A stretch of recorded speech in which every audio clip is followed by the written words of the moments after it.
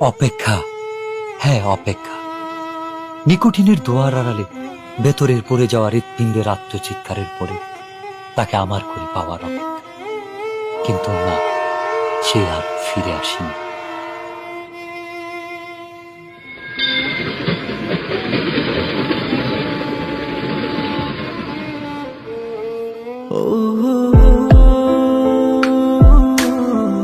তবে এসেছিল এই পাহাড়ের পাদদেশে আজ থেকে অনেক বছর আগে, সন্তের জেগেরা সীমান্তবর্তী জেলা শেরপুরের প্রত্যন্ত একটি গ্রাম।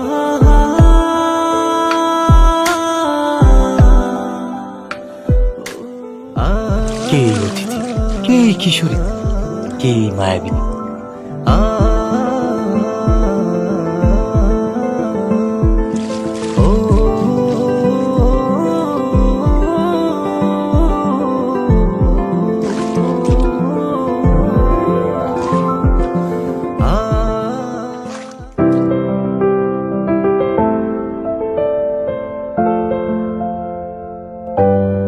যার বিরহের অনলে পড়ে স্বপ্নের মতোই বদলে গেল এক যুবকের জীবনের গল্প।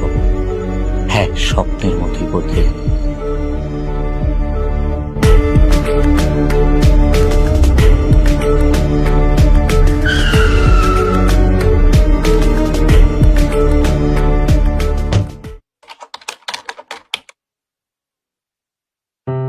খেলাধুলা আর ঘোরাফেরাতে বিভোর হয়ে থাকা ছেলেটার জীবনেও এসেছিল প্রেম।